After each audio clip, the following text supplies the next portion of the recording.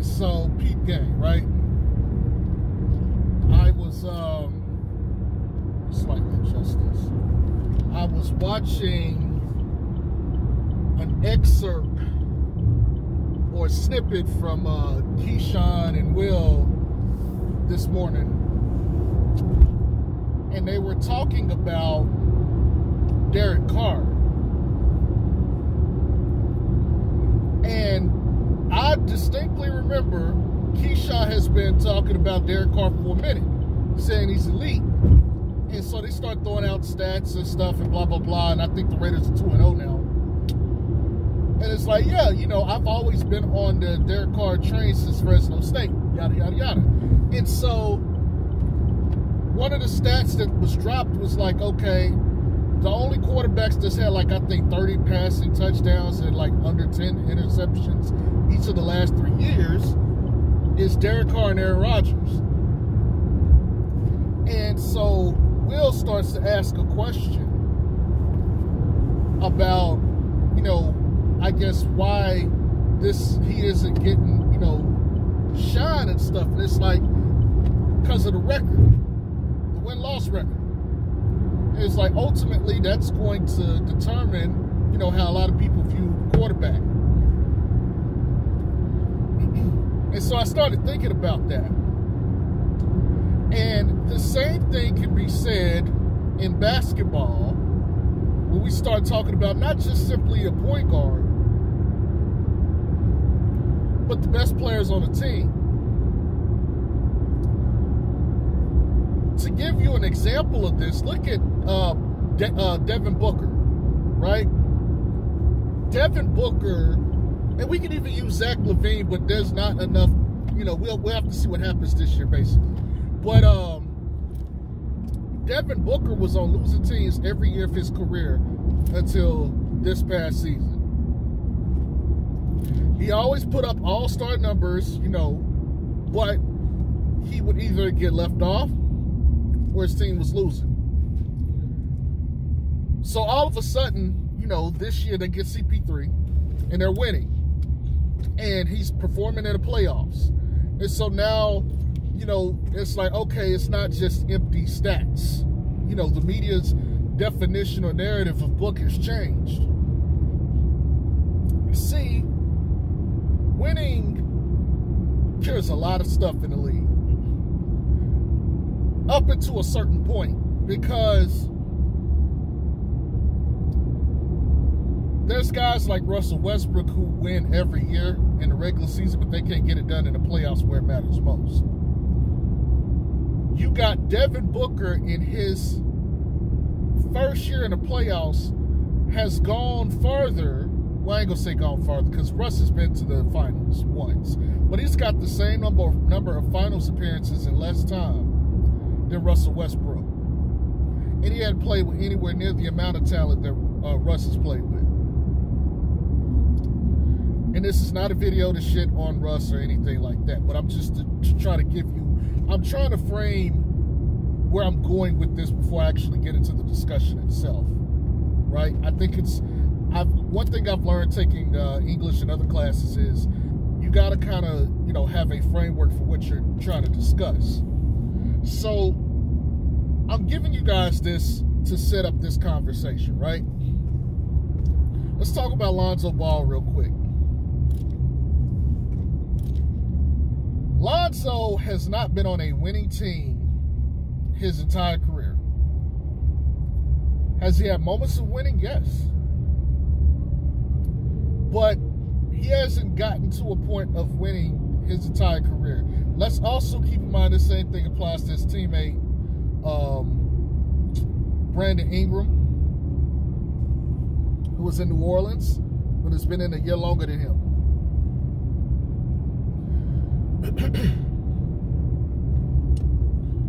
Lonzo has a lot of narratives, and some have slowly changed. Like the three-point shot has slowly started to change in the media and is starting to be reflected in the media now. But, you know what, before I say that, let me go here. Even Stephen A. Smith on First Take last week came out and said Lonzo has been more aggressive, which is his biggest knock against Zoe. So even Stephen A. Smith himself has started to somewhat acknowledge Lonzo Ball, right? And he ain't won yet, okay? We get him on the Chicago Bulls, and he's on this team with all the best talent he's ever had. Like, sure, Zion and LeBron will be the best individual talents he will have played with so far.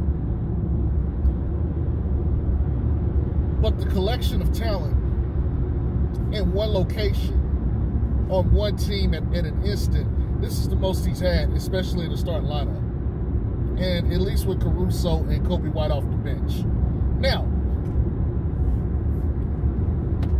Lonzo winning will change things, right? But what will the perception be? See, the thing is, you can get wins, but how you win will be also affected in how they view you. So, for instance, let's just say Lonzo puts up his numbers from last year. I'm not going to call out his numbers. You guys should know. He will be looked at more favorably if he put up those numbers this year on a winning team. And it's like nothing will have changed. Still the same player. But because he's winning, he will be more coveted. Now, I'm going to be the first to say, you're paying this guy 18, 19, 20, and then 21 million, so 80 million. I don't think those numbers by itself are going to suffice. You're going to need more from Zos. You're going to need a lot more from Zos to justify paying him the money that he's being paid. So we can't expect this to be like a baseline for him this coming season.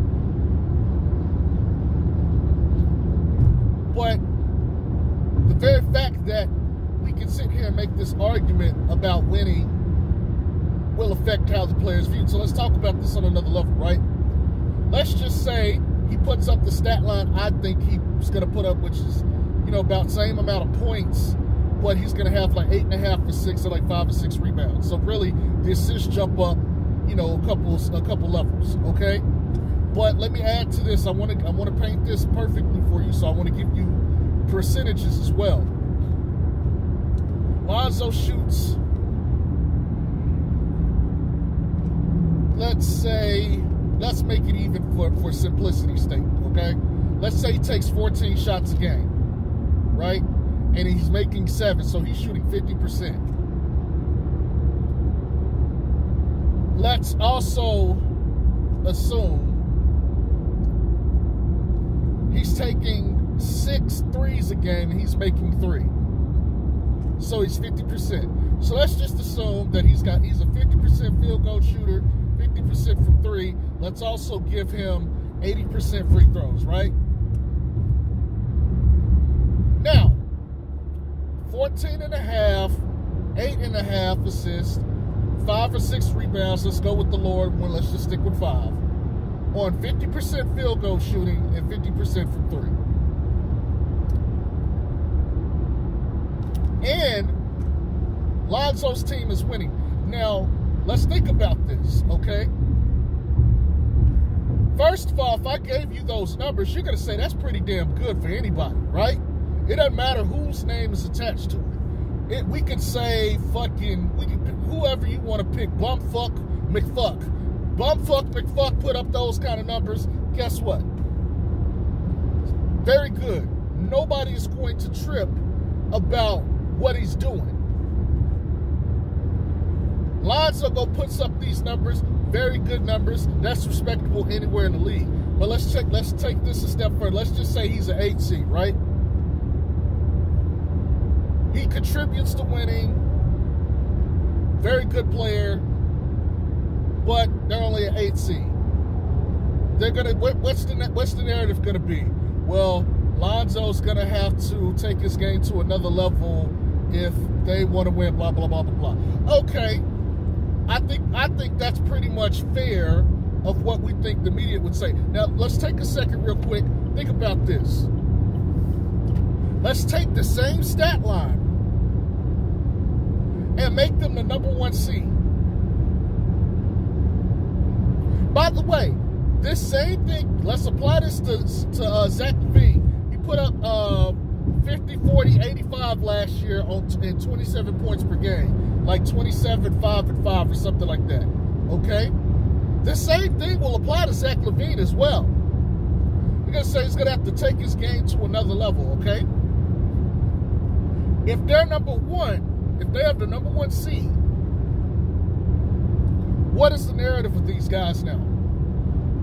Not just that. Let's take this another step further. They get into the playoffs and they win a playoff game. What is the narrative on these guys going to become now? Well, Lonzo Ball is a very, very good young player. He put up 14.5 points, 8.5 assists, 5 to 6 rebounds on 50% shooting from 2 and 3. Like this brother's on another level. You know he is something special. Okay, it's about time he started acting like the number 2. Oh, that's Stephen A. Smith, right? But I'm saying this because we got guys out there that track these people who have hated on Zo, or said, let me not use the word hate, have discredited Zo or not viewed him as highly as say we do, to make a point. So the only thing that changed was the record, and the perception is winning versus winning more. I'm saying all of this to you guys because I want you to consider this going into the season. Whatever the Bulls do individually will ultimately be dictated by their record. The reason I have higher expectations personally, and you guys, what I mean by that is I said 60 wins. I've given you those reasons. But I'm saying if this team gets 60 wins and is the number 1 overall seed, every fucking stat will be used to measure this team in each individual performance. If they come out there and get the number 1 seed at 60 wins, what do you think the narrative is going to be about Lonzo Ball? Now, I want you guys to think about this. Consider this. Let's say Sacramento misses the playoffs because he's been constantly linked with De'Aaron Fox since their NCAA days. And they're not even enemies. They're cool. They're friends. What is the perception going to be about Lonzo and De'Aaron Fox now? Because Lonzo, stat-wise, may not put up 25 and 7. He's giving you 14, 8, and 5. Now, it doesn't mean that De'Aaron Fox isn't being efficient. De'Aaron Fox might be putting up 48, 47%. It might be putting up 34, 35% from 3. I've never known Fox to be that good of a defender. Lonzo will probably be a better defender if we look at them, you know, for what they do. But what they're going to do is, De'Aaron Fox is putting up 25 and 7, but the Kings aren't better because of it. They're going to talk down about De'Aaron Fox, and they're going to speak more highly on Lonzo because his team is winning. Now, what I think they might do is they would say, well, Lonzo has better weapons next to him, so if you put him next to De'Aaron Fox, put De'Aaron Fox in that position, they won't look the same. Fair enough. Fair enough. But that will change too if, say, Lonzo is putting up, you know, to another video that I made. I say, you know, he might put up 17 and 8. Okay? He puts up 17 and 8 when somebody is hurt. Let's just say DeRozan gets hurt. It's just him, Zach, and Vooch. He puts up 17 and 8. And let's say 50, 40, 80 free throw percentage.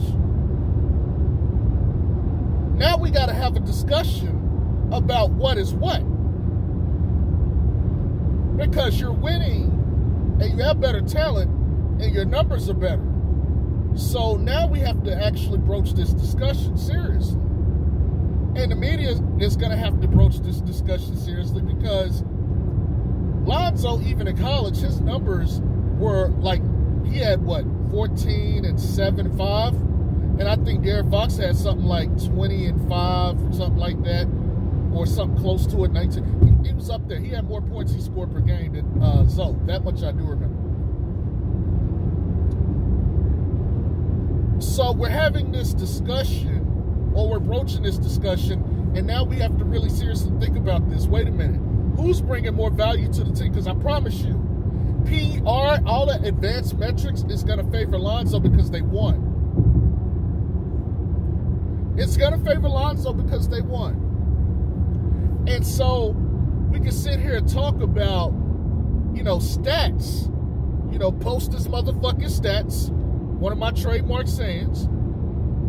We can tell people to post his stats, and for good reason. He definitely need to get his stats because that validates what we believe in him.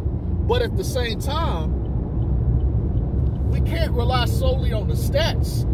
They got to get wins. Wins cures all. And whatever you want to say about Lonzo in the regular season, because see, this is how the media works, right? They constantly push the goalpost. We can start off by saying, well, Lonzo Ball, is not a winning player because he's never been on a winning team. Okay, great. Now, Lonzo Ball, he's shown that he can win in the regular season, but what can he do in the playoffs? Okay, well, Lonzo Ball has shown he can get out of the first round, but he can't get past the second round. Okay, well, Lonzo Ball has shown he can get to a conference finals, but he can't get over the hump. He can't get to the finals. Well, Lonzo Ball got to the finals, but he can't win. See, it's constantly going to get pushed back. This is how the media works. This is exactly how the media works. If you don't think so, look at what happened with LeBron. And the same thing with LeBron. LeBron came in with better raw stats. And he was an all-star basically from the time he showed up. But what I want you guys to realize or understand here is they constantly was on Bron bumper until he finally got one. And it didn't matter that he had a super team. Which I don't believe in that. It doesn't matter that he had his boys next to him. The main thing was he got over the hump and won. He won a chip. And now it's like, okay, now you got to do another one. See, they pushed it back again. They pushed it back. They said, okay, you got one. Now you got to get another one. So they was like, okay, you got the first one. Now what else you going to do? Are you going to add to it, or is this going to be it for you? So when he got the second one, it's like, okay, he's an all-time great now. We can't say anything about him. The same thing is going to have to be, for Lonzo and Zach LaVine and any other young player that comes into the league that has to go through adversity. See, I'm a Dallas fan. They already getting on Luka bumper. Luka is younger than Zo, but he's a better player than Zo. But they're already on Luka's head. Because Luka has already shown he's an all-star level, like he's already a top 10 player. I think personally he's like at number 6 right now. He's probably next guy up. But they're on his bumper. Okay, he can't get out of the first round. So they're not going to respect Luka winning in the regular season and going into the all-star game and stuff no more. Let Luka not get past the first round. Matter of fact, we don't even have to get there. When the Dallas Mavericks this year have a winning record, and the conversation is we're getting close to the playoffs, they're gonna be like, "Hey, Luka got to win. You've lost to the Clippers the last 2 years in the first round, and the Clippers may not make the playoffs, or the Clippers may be a late seed in the playoffs without Kawhi, or maybe even have Kawhi." The thing is, when this is going on and this is going down, the narrative is going to be, okay, what you going to do? You going to get out the first round or not? That's going to be the conversation. You don't believe me? When Russ went to when Russ was without KD, and he got to the first round, but it's like, okay, when you gonna get out the first round?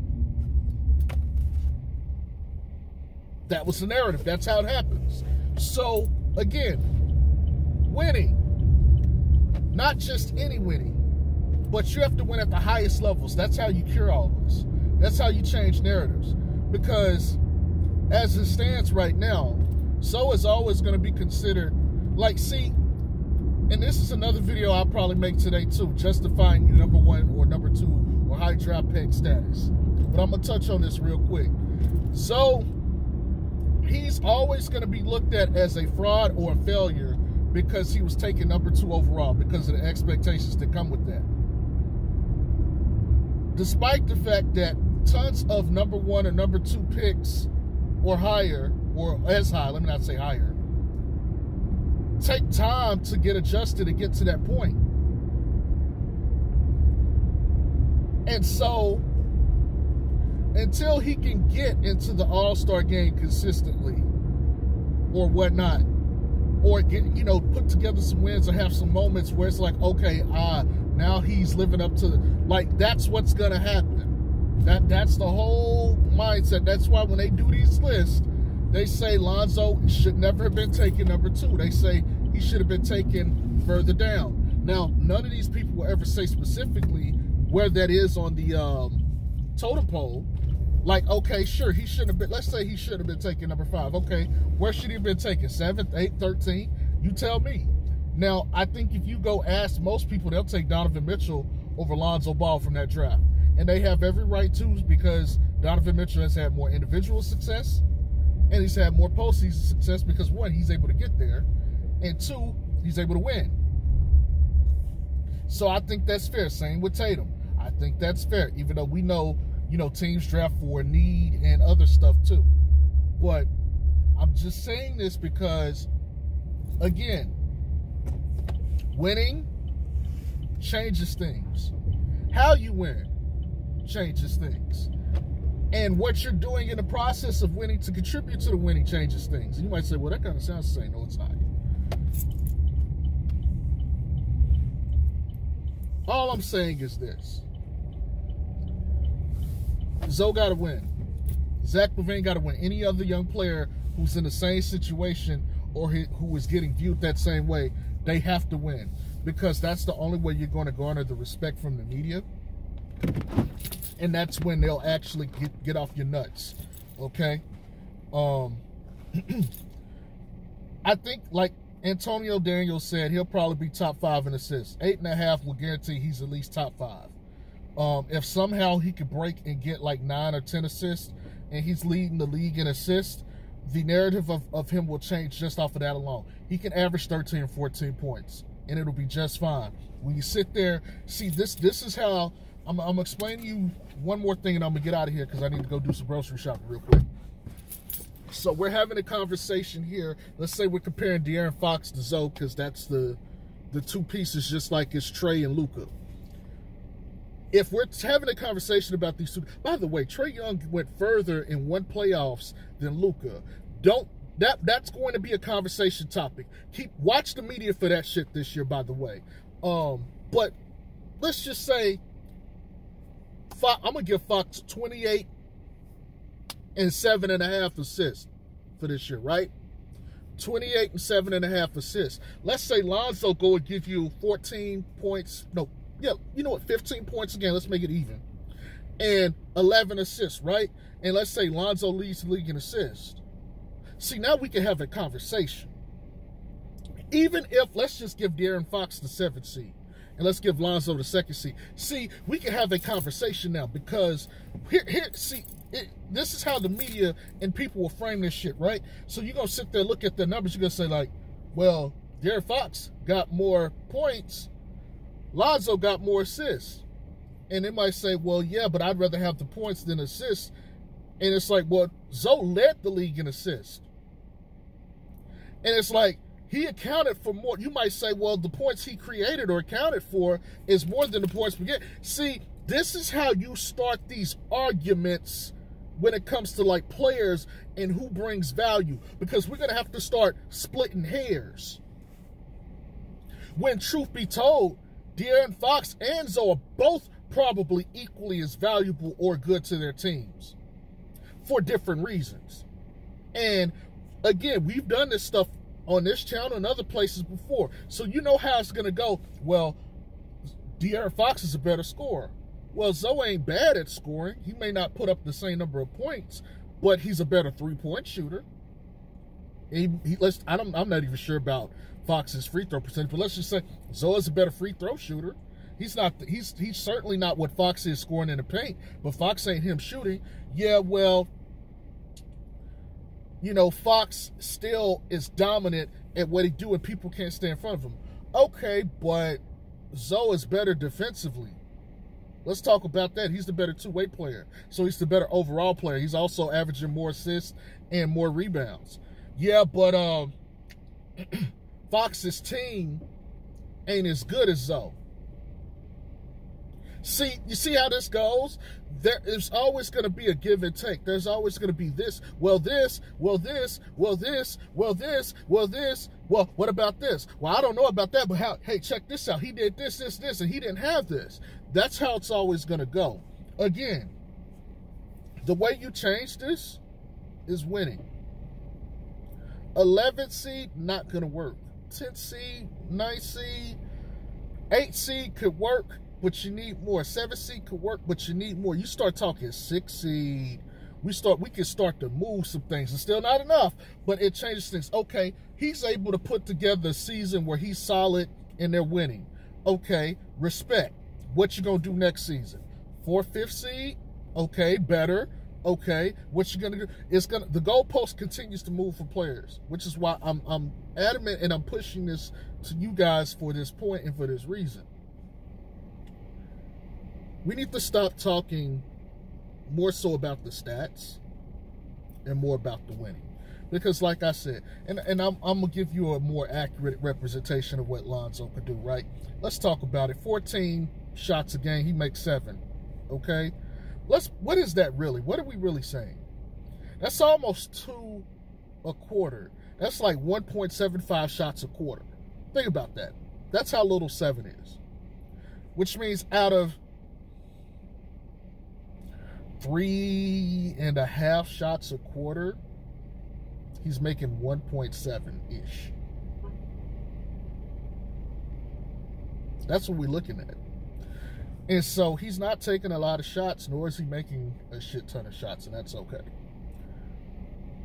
But it's going to be looked at. Here's the thing, people are going to look at the number. They're not going to care too much about the percentage. Even though we could sit here and say he made 7 of 14 shots, that's 50%. That means half of his shots are going in, but he's not taking as many shots. What if he was taking 17, 18 shots? Maybe he's averaging 20, 22. Maybe he's getting to the free throw line more because of it. See what I'm saying? So it's relative, but it matters. It matters. The numbers itself matter, but winning matters more. Because remember, Kevin Love put up 20 and 10, and that shit didn't matter until he got over with LeBron, and then his numbers still weren't good enough. So that's all I got. Peace.